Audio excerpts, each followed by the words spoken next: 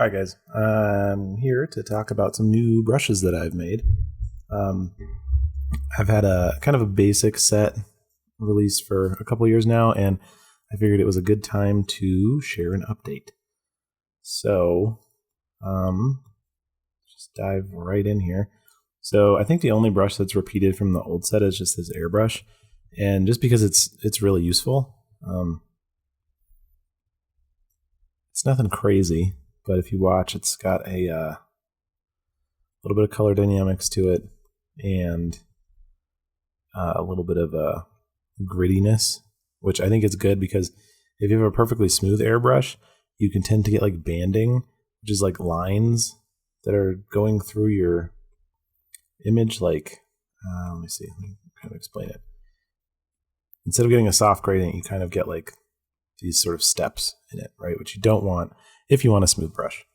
The other brush I put in is also, kind of my other sort of simple brush, but I do use it a lot. It's just a really nice, smooth, buttery little round brush. I use this on a lot of stuff where I'm just kind of glazing over something. So like, let's say I have a shape and I just kind of want to change a color.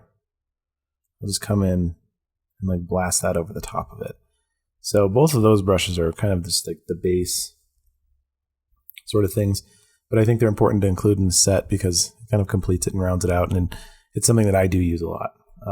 So now for more of the more interesting brushes, this rendering brush is something that I use nonstop.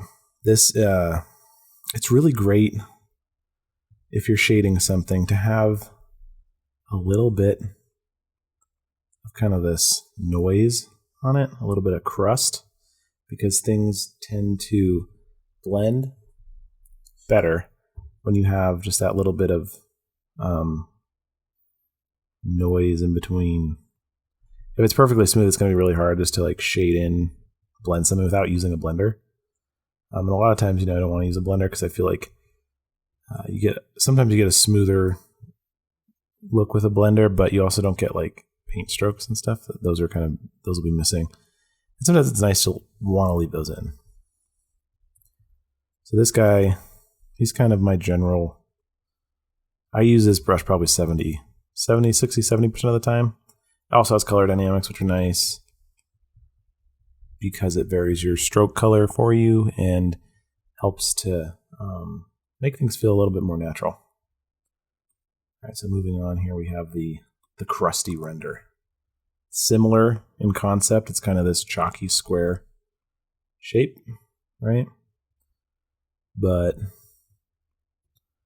we get in here, kind of does like some interesting glazing, and then the edge, right now I'm pushing really soft, the edge is really spongy, sort of torn up kind of a thing, right? So it's just this shape right there. And this is also really good for, rendering and blending, I guess, is what you'd say. Also a really fun brush, and I use that one a ton. So then going down, I've kind of made them, nice and clean on the rendering, more dirty on the crusty, and then old crusty. Good old crusty. Get in here, look how crusty and nasty this guy is. But it's so juicy and cool at the same time.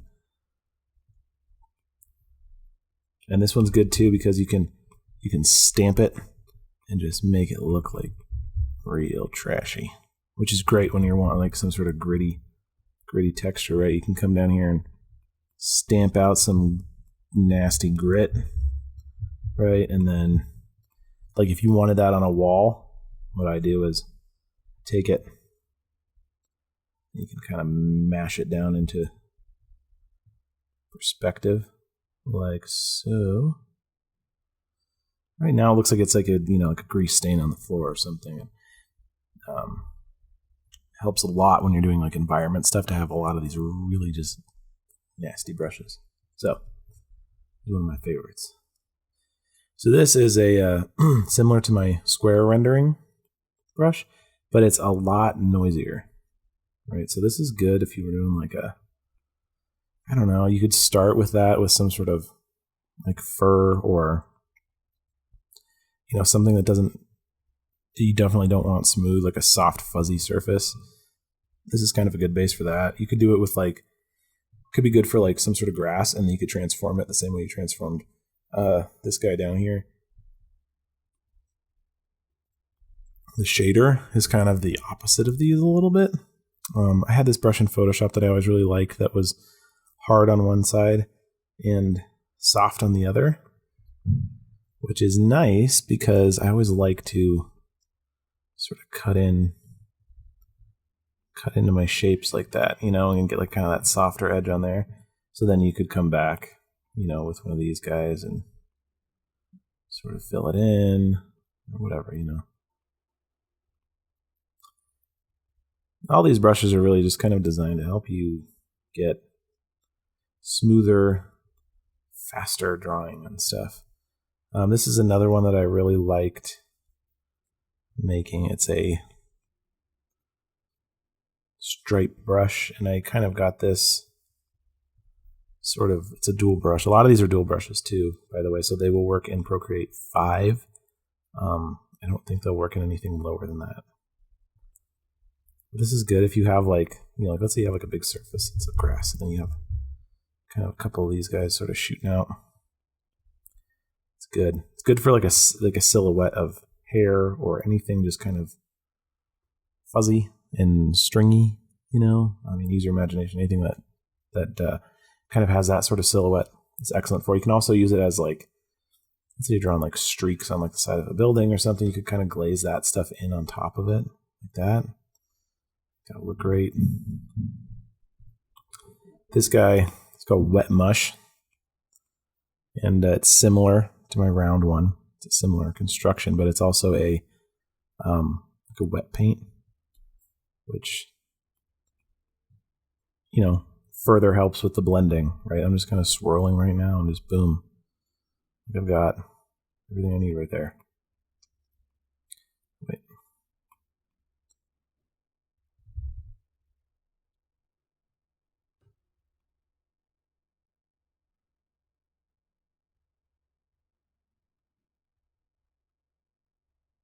So you can get some nice soft blends in there.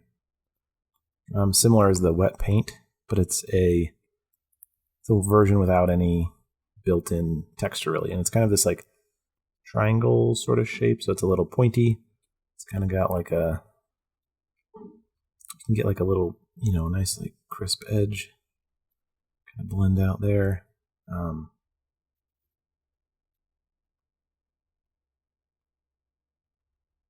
Also, I do put color dynamics on most of these, but yeah, if that's not your thing, you can always go ahead and turn them off. But I like to have it almost on every brush.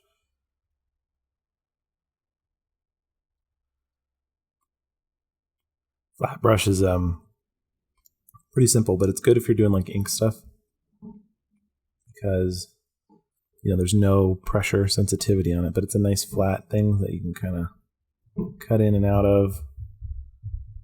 Just knock in a silhouette really quick, which is helpful if you're designing something and just drawing.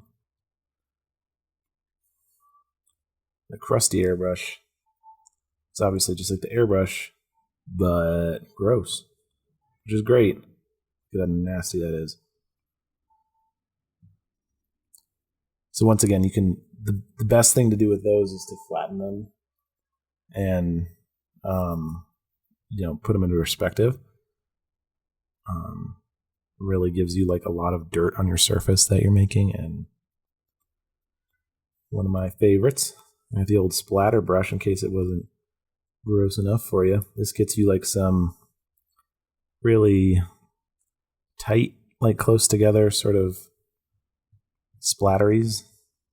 Is that a word? Splatteries, can that be a word? All right. And the dirt brush, it's kind of, there are kind of variations on the same sort of thing, same sort of riff here. Just getting some real. This one, it's like, the stamp is kind of this dot sort of thing, but then if you push really hard, it's going to fill in. If you push nice and light, you get a glaze. And that's always nice. I think, to be able to glaze on top of whatever you're working on. So sometimes it's nice to mix, but I think a lot of times it's nice to glaze because then you can just build up brush strokes and they all kind of show up. So these last two are kind of like, I'm going to do the tree one first, so it'll make a little more sense. They're kind of like not something I use as often, but they were really fun to make and super cool. So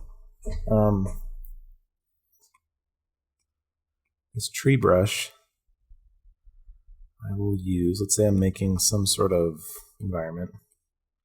What happened here? There we go. And you can, the thing about these brushes too, right? It's cool, is you can take the idea that I've got here, duplicate that brush, and then just swap out some of the source textures. And you're gonna have something that looks completely different. So, okay, let's see. Just gonna come in here, right? You can get like solid sort of foliage like really quickly. Right now, this doesn't look great, obviously, because I'm going real quick. I don't want you guys to have to sit through that. But you get the idea here. Just kind of cut back and forth between the light and the dark. And if that was zoomed out, the values are too bright. But, if it was zoomed out, you could get some nice looking bushes and stuff. I was working on this one thing. It was kind of like it wasn't a Last of Us sort of a piece, but it was kind of inspired by some post-apocalyptic art and stuff. And I noticed there's a lot of like vines and things growing. And it's nice when you're making plants. I noticed outside I have a rose bush. I used to. I pulled the thing because it's awful. But, it's basically like you can take this guy, have a little vine growing out, out of the silhouette part especially. And then you get like these extra bits that have grown out, or you could have it like, going down a wall or whatever. Just like that. And this is cool because it's a dual brush and it's basically like a leafy kind of a brush. And then just a simple sort of thin line on top of that. So what you get is when they mix together, if you push harder, you get like a really thick line. So, for stuff that's far away, you just push really light and you can control like any sort of vine shape. And then on top of it, if you wanted to like continue that, make parts of it thicker, you could take this little tree brush, just kind of come in and, work around with it. Just sort of fill it out. You get the idea, right? Sort of, I know this video doesn't make me look like I know what I'm doing, but I promise I do sometimes make good decisions. But anyway, these are the brushes that I have built for myself to use for all of my needs. And I think they're really versatile when you start breaking them down and kind of looking at them. And like I said, if you need to ever just duplicate them or something, then you totally can. And it's great. So anyway, thanks for taking a look at this, and I'll talk to you later. Bye.